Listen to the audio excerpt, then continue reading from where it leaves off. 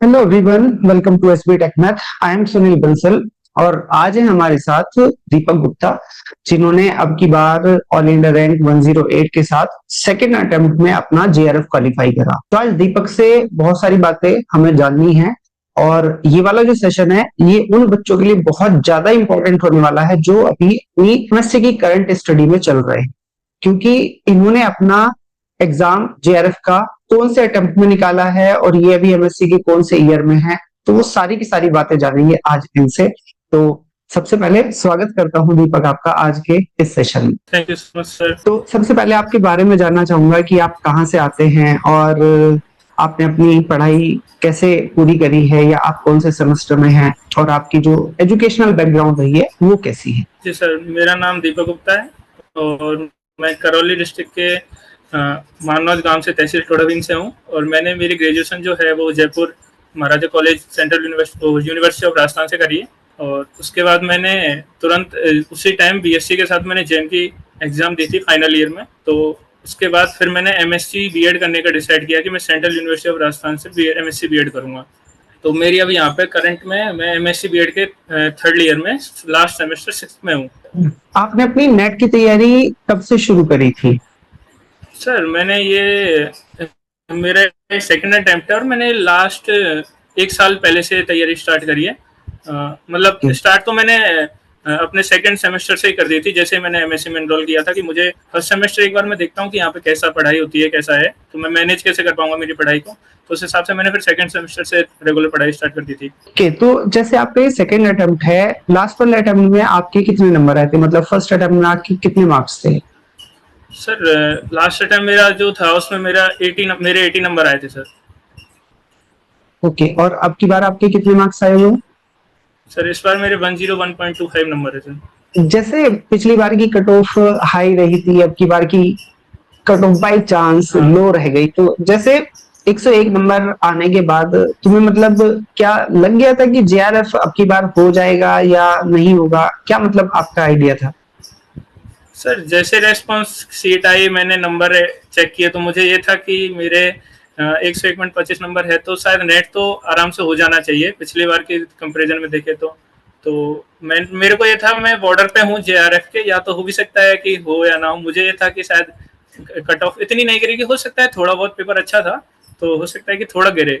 तो मैं उसी में था कि शायद मेरा हो पाएगा नहीं पाएगा, पर नेट तो था कि नेट तो हो जाएगा मेरा।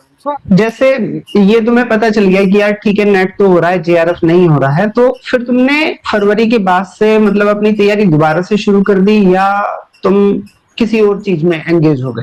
नहीं सर, मैंने जब लास्ट अटेम्प्ट दिया था तो मुझे ये था कि अब ये मेरा लास्ट है, इसके बाद मैं दूंगा नहीं, ये मेरा फाइनल है, जितने भी होगा मैं इसके बाद मैं दोबारा ट्राई नहीं करूंगा। मुझे मेरी गवर्नमेंट जॉब की तैयारी करनी थी। मेरा ये था कि मैं के दौरान अगर मेरा हो जाए क्लियर तो बहुत अच्छा है, बाकी का मैं दोबारा करूंगा नहीं, इसलिए मैंने ये लास्ट अटेम्प्ट सोच के तैयारी स्टार्ट करी थी। तो बच्चों यहाँ पे पता है एक बात, मुझे जब मैं दीपक से बात कर रहा था आज के सेशन से पहले कि मतलब उन्होंने अपनी तैयारी कैसे करी, तो मुझे ये बहुत बढ़िया लगा कि ये बहुत ज्यादा क्लियर थे, है ना। जैसा मैं आपको बोलता हूँ कि आप जब स्मार्ट अप्रोच यूज कर रहे हैं तो स्मार्ट में सबसे लास्ट में जो टी बताता हूँ मैं आपको टाइम बाउंड बताता हूँ कि आप टाइम बाउंड होके जरूर तैयारी करें कि मुझे कब तक नेट जेआरएफ चाहिए, उस समय तक मिला तो ठीक, नहीं तो फिर आप किसी और चीज की तैयारी करें।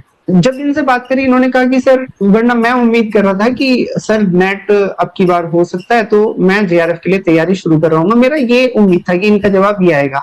बट जब इन्होंने ये बताया कि नहीं सर, मैं तो उसी समय से क्लियर था कि अब की बार जो भी होगा एक्सेप्टेड हो जाएगा तो ठीक, ना हो जाए तो ठीक, और फिर मैं अपनी जॉब की तैयारी करूंगा। तो ये वाली क्लैरिटी बहुत अच्छी लगी कि आप जब टाइम बाउंड होकर तैयारी करते हो तो फिर आपका गोल क्लियर रहता है, आप कंफ्यूजन में नहीं रहते कि मुझे एक बार और देना चाहिए कि 2 बार और देना चाहिए कि 4 बार और देना चाहिए।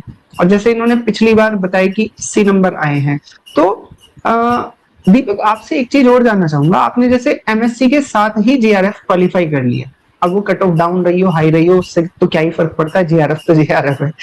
तो आपने अपनी स्टडीज को मैनेज कैसे करा, क्योंकि बहुत सारे बच्चे इसी चीज में पजल रहते हैं कि सर एमएससी के बाद तैयारी शुरू करेंगे या एमएससी के साथ तैयारी शुरू करेंगे, मेरी परसेंटेज डाउन रहेगी। तो ये भी बताना कि आपकी अभी सीजी पे या परसेंटेज आप चल क्या रहा है और आपने टाइम कैसे मैनेज करा। तैयारी के साथ? सर एक्चुअली मैंने जब बीएससी में एनरोल किया था तो अगर तैयारी करनी है तो आपका अगर गोल सेट है तो आपको मेरे हिसाब से बीएससी से ही कंसेप्ट क्लियर करने चाहिए कि अगर मैं पढ़ रहा हूँ तो मेरे आगे काम आएगा, तो उस हिसाब से धीरे धीरे उसको पढ़ना चाहिए। तो ये है कि मैंने यहाँ पे फर्स्ट सेमेस्टर तो किया नहीं था, रिलैक्स था कि ठीक है मैं ऑब्जर्व करता हूँ कि कैसा है क्या चल रहा है यहाँ पे, उस हिसाब से मैं अपनी पढ़ाई के लिए टाइम निकाला करूंगा। तो फर्स्ट सेमेस्टर मैंने कुछ नहीं किया था, उसके बाद सेकंड सेमेस्टर से मैंने तैयारी स्टार्ट करी। तो यहाँ पर ये था कि यहाँ पे लीनियर कॉम्प्लेक्स वही एमएससी में वो अच्छे स्टैंडर्ड पे यहाँ पे पढ़ाया जाता है। तो मेरा ये था कि अगर एकेडमिक में चल रहा है तो उसको अच्छे से यहीं से प्रिपेयर करते चलो तो आगे अपन को काम आएगा। तो मैंने यहाँ पे वो उसको अच्छी तरह से पढ़ा और यहाँ पे अच्छे नंबर भी आ रहे थे मेरे, और अभी करंट में 9 के अप्रोक्स एसजी पे चल रहा है मेरा, सीजी पे चल रहा है ओवरऑल, लास्ट सेमेस्टर है। बाकी का ये है कि आपको टाइम खुद को डिसाइड करना पड़ेगा कि मेरा एकेडमिक मुझे पर्टिकुलर इतना ही देना है, अगर मेरा गोल नेट है तो मुझे ये टाइम देना ही है, चाहे कुछ भी हो जाए मुझे ये टाइम निकाल के रखना है और ये पढ़ना ही है पूरे दिन में मेरे को।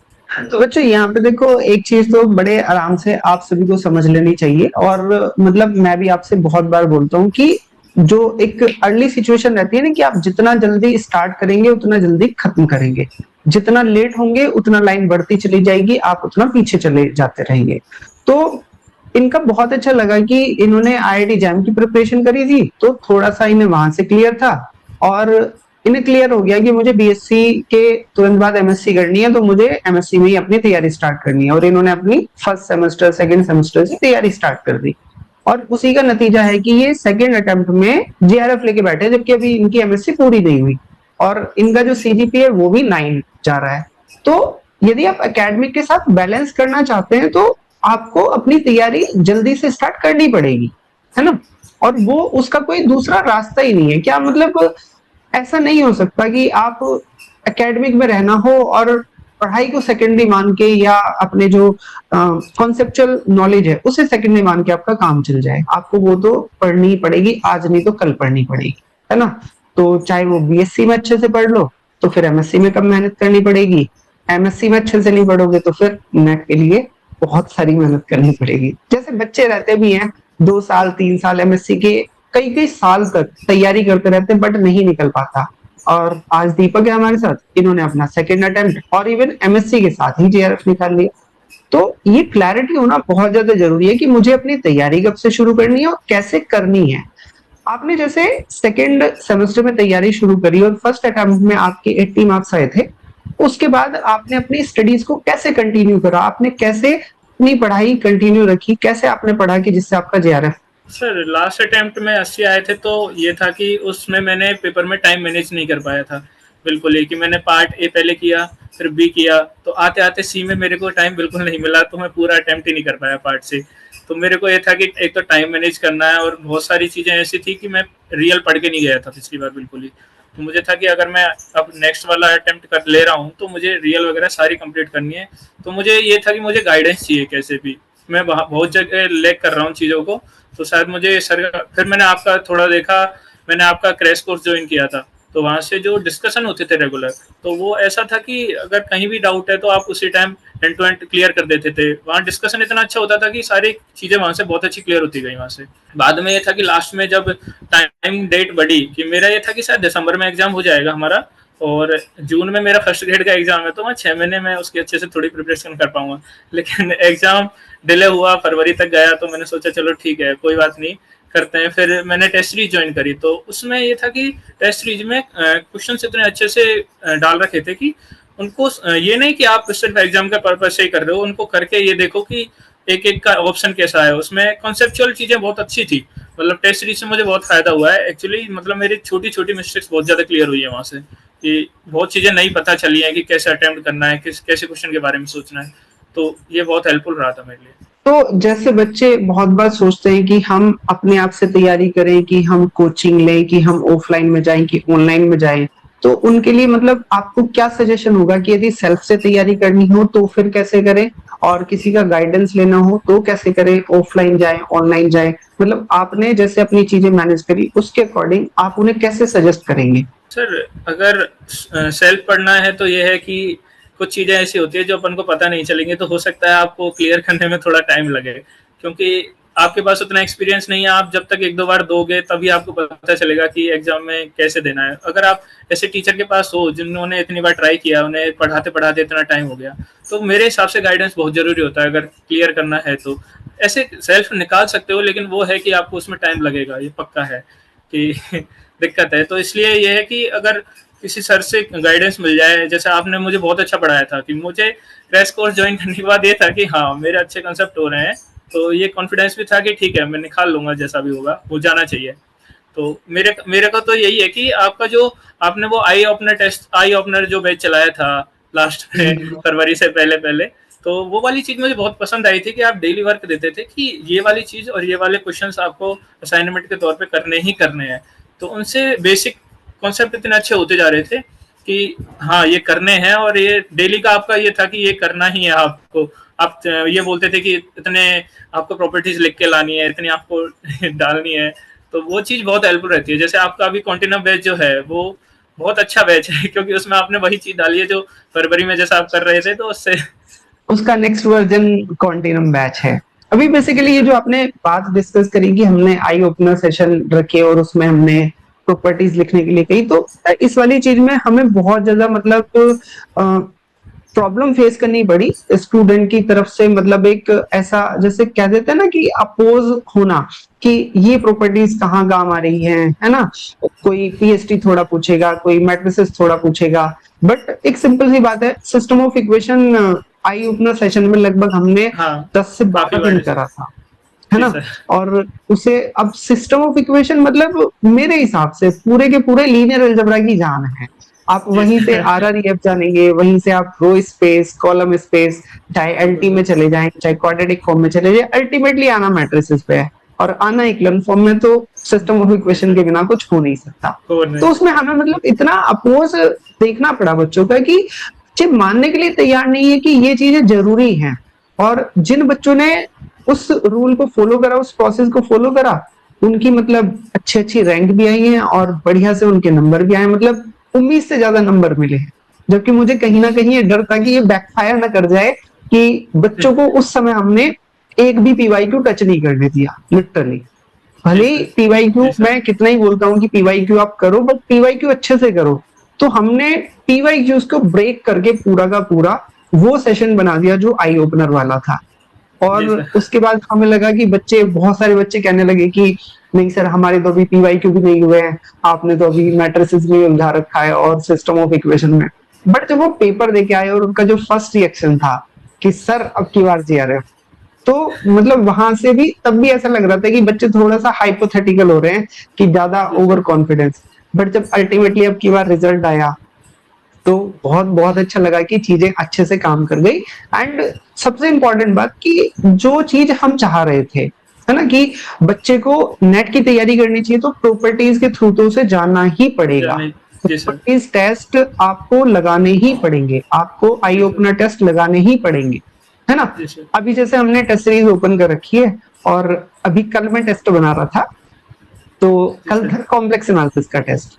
और उस टेस्ट को बनाते हुए मुझे इतना मतलब वो हो रहा था, एक गिल्ट सा कह दो या ऐसा कह दो, कि मुझे ये लग रहा था यार नहीं, ये क्वेश्चन बहुत ज्यादा आसान बना के दे रहा हूँ और बच्चे तो ऐसे ही कर लेंगे। और फिर जब उसका रिजल्ट देखने के लिए मिला कि किसी के 25 में से 14 नंबर आ रहे हैं, किसी के 10 आ रहे हैं, किसी के 8 आ रहे हैं, किसी के 20 आ रहे हैं, 20 तक नहीं पहुंचा, सब 18-19 तक की सिमट लिए 25 में से। तो फिर लगा कि नहीं सर यार ऐसा ये ही हाल लीनियर में भी यही हुआ था, जो सिस्टम ऑफ इक्वेशन चल रहे थे वो चल रहा था कि हाँ हो जाने चाहिए, लेकिन उनमें इतनी कमियां थी कि पता नहीं थी अब पहले उससे। वो मतलब जो सोचने का तरीका है ना, तो क्वेश्चन की लैंग्वेज है कि वो जी सर। लैंग्वेज में कैसे फंसाते हैं, या मतलब मेरा आइडिया क्या चल रहा है कि मैं उस लैंग्वेज को कैसे मैनिपुलेट करके देखता हूँ।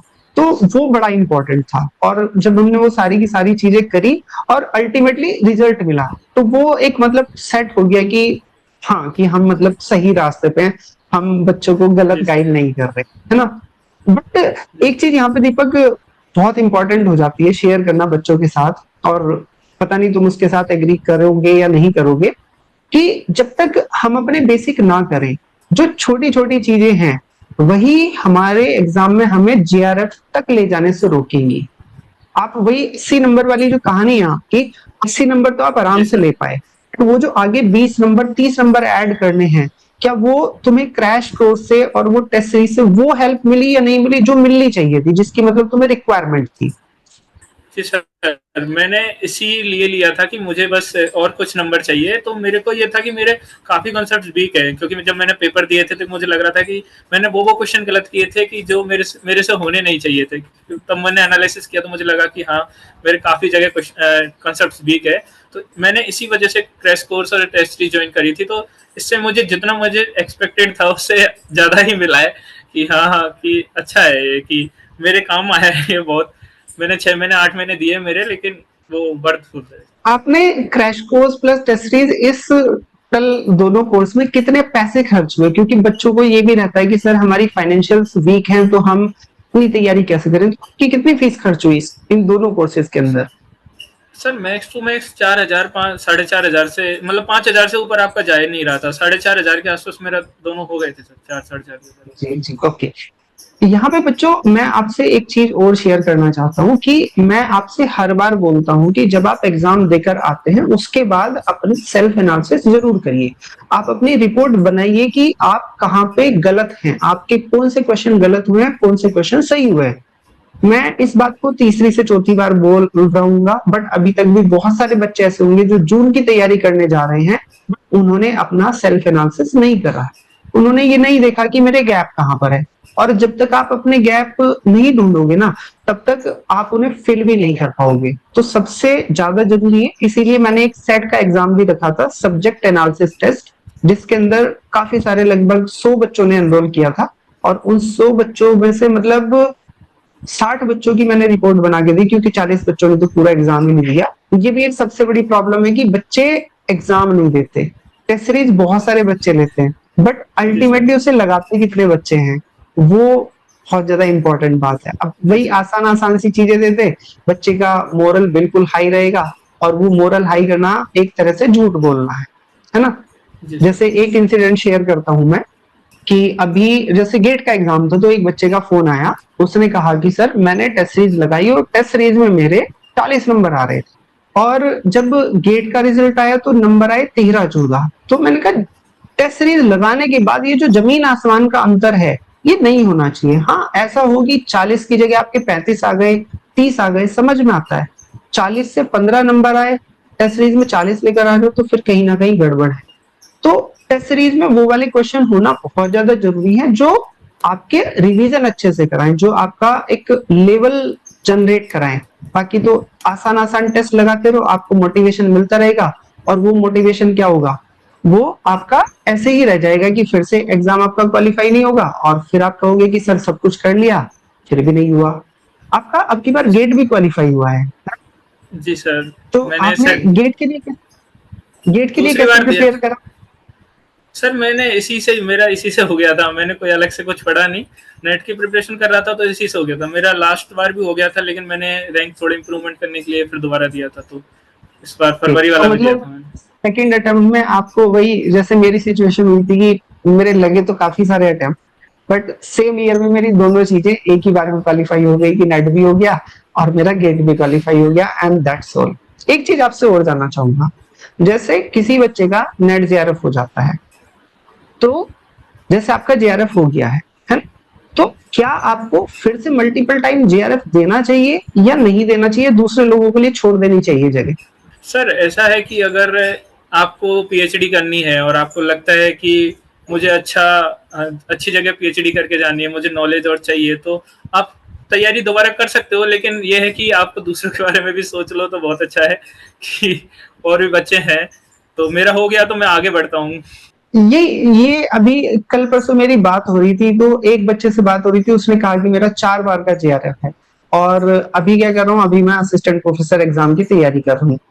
4 बार का जेआरएफ असिस्टेंट प्रोफेसर की तैयारी, पीएचडी में एनरोल पता नहीं थे नहीं थे, या थे भी तो मतलब 4 बार का जेआरएफ निकालने से फेलोशिप तो उतनी ही मिल रही है जी जितनी सर। आपको आपको 108 से मिलनी है, किसी को 14 से मिलनी है, किसी को 50 से मिलनी है। तो जी सर। मतलब एक मैसेज यहाँ पे ये भी कन्वे करना चाहते हैं हम, कि जिसका जेआरएफ हो गया है, आप उस बच्चे की तरफ देखिएगा जो बिल्कुल लास्ट में यदि सपोज करो आप वहां से हट जाते तो वो लास्ट में एंट्री कर जाते, और उसके बाद हो सकता है कि वो डिमोरलाइज हो जाए या फिर वो अपने जीवन में कुछ दूसरा सेलेक्ट करे।